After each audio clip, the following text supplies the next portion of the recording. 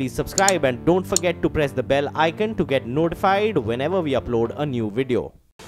Welcome back. You're watching Power Breakfast on CNBC TV18. The IT sector will be in focus for three reasons. There is Sign, there is the HCL Tech board buyback, and the big result from Infosys. So let's take it to Rima. Rima, HCL Tech, the board has approved a buyback of 4,000 crore rupees. Give us all the details, and it's a busy day for you. Yes, absolutely. So let me start with HCL Technology, as you asked. Largely in line with expectation, the buyback size is 4,000 crore rupees. It's a tender buyback. The buyback price is at 1,100 rupees per share, which is at a 9.3% premium to where the stock closed yesterday. But the stock has already rallied about 6.5% since the start of the week. The buyback quantity is about 3.64 crore shares, which is a total which is about 2.6% of the outstanding equity. Now, a lot depends on will the promoters participate. And last year, the promoters participated. The promoter holding stands at 60.2%, which means if they participate, the acceptance ratio is quite low at 2.6%. But if they abstain from participating, then the acceptance ratio goes higher to about 6.5%. Cash on the books is sufficient, close to about $1.5 billion, or about 10,500 crore rupees. CLSA says on the back of this buyback, they see the FY20 EPS improving by 1.1%. They see the return on equity expanding by 360 basis points. They expect a total payout of $750 million in FY19, which will keep the payout ratio at 50% for this financial year, in line with the company. But they believe that, more than this, if you progressively give out more return back to the shareholders, that could be a compelling reason to go ahead and buy the stock. Okay, Rima, so that one was about HCL Tech, but let's just focus to earnings now. Tech giant Infosys will be delivering its Q1 numbers today.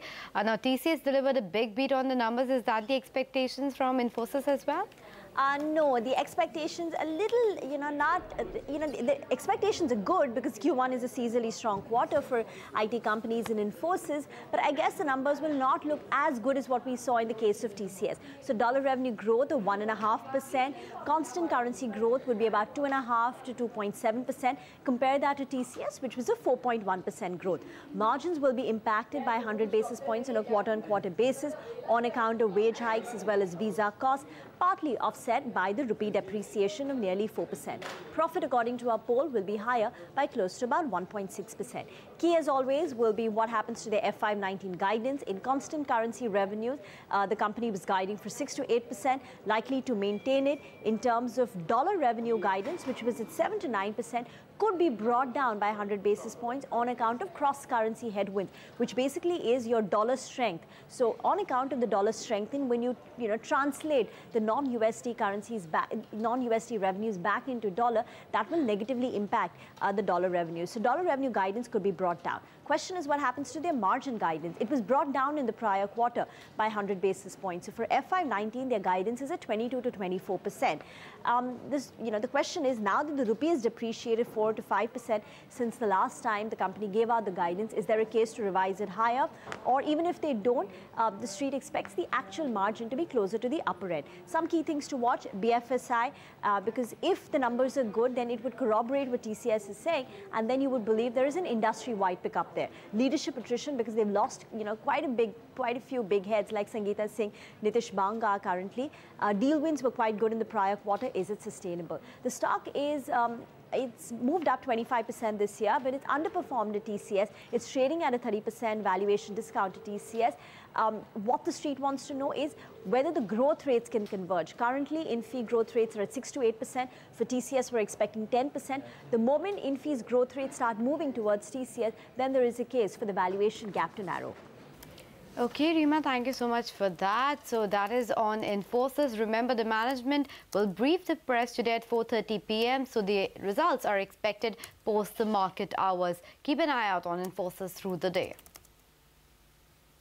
Okay, Rima, since you're with us, also tell us about Cyient. You told us yesterday that the expectations are a bit muted, but was the company able to meet even the muted expectations? No, actually, Anisha, the numbers were lower than the muted expectations. So dollar revenue declined by 2.3% on a quarter-on-quarter basis.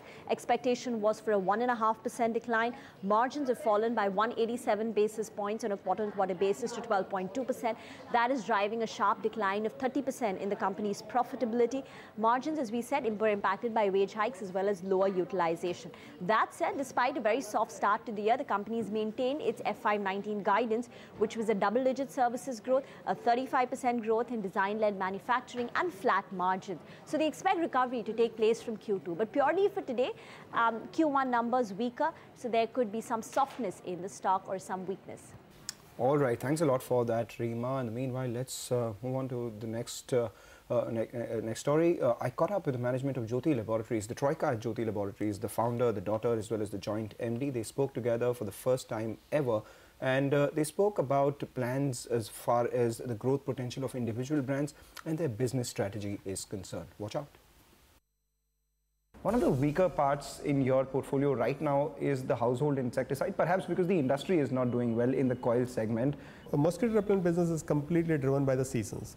And that is something which we cannot, however much you spend on advertisement, we can't get more mosquitoes to, to bite the people. So it is a seasonal product as such. So it is the industry which is growing at 50% CAGR. We have seen 25% CAGR. Now in the last 3 years, it's about 5% is what we are seeing, but this will come back again. And I personally feel that the penetration of mosquito repellent, if it goes to 50% from where we are, the market should be double. So are you looking to acquire anything in the household insecticide space? There are only 4 players, and all of them want to grow on their own, and as such there is no opportunity. But however, if anybody wants to work with us, more than happy to work. What are the more innovative products that you guys are working at right now, the ones that you believe will be the Ujalas and the Prills of the future? So we are working on every category that we have, every brand that we have. We would want to extend it to one format or the other. An innovation in itself is Crisp and Shine, Ujala Crisp and Shine, which we would want to take it national. Right now it's only in Kerala and Tamil Nadu. It does about 75 crores of revenue? Yes, yes. And how long before it goes national? Crisp and Shine, we feel that 3 years from now it should be a national brand, because South, if you are able to get 100 crore plus revenue, then you have a size, then we can leverage that nationally. And South, which Kerala contributes now 75% of the revenue in Crisp and Shine. If you're able to get 120 crore in South, more than sufficient. The reason why I talk a little about Crisp and Shine is because the realizations that you make on Crisp and Shine are 4 times what you make on Ujala, and the margins are also higher. So how long before it crosses Ujala in terms of sales? In fact, when it was launched in that function in Kerala, when we were product was launched in Kerala, when MD was talking to our sales staff, even I was surprised when he said that this brand will become 3 times of the Ujala sales at some point in time.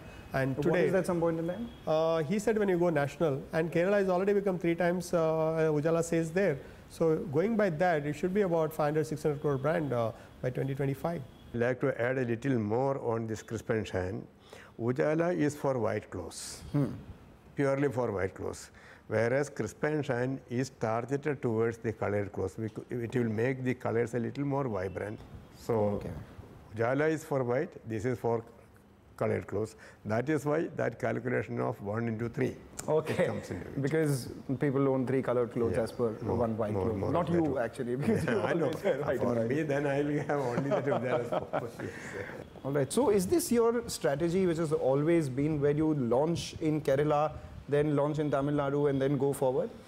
Kerala is it's a very choosy market. Consumers are very choosy. They are all educated and easy penetration because of that. Their communication is very easy. That is, road communication supply is very easy, and it's my own mother tongue. I can talk to them in my own mother tongue, and all the products what we launch because of that is in Kerala only.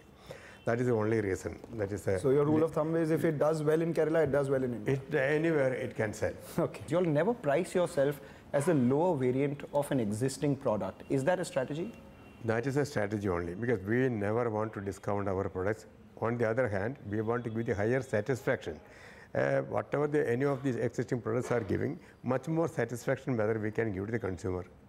That is what we are looking into. Differentiation, and in the existing categories itself, can you make a subcategory? Margot. You relaunched it.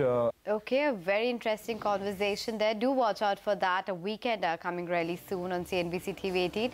But it is time now for a break. Now, up next, we'll get you a check on the cues to watch in the futures and options. Well, the biggest headline yesterday actually came in from the world of crude. Now, today as well, it is hovering around that $74 per barrel mark. Let's go across to Manisha Gupta, who's joining us with more details on that. Manisha, good morning. Over to you. Thank you so much. Well, the crude oil prices have recouped some of the losses that we saw in the previous trading there. That is because the IEA has warned on spare capacity stretched to limits in the global markets.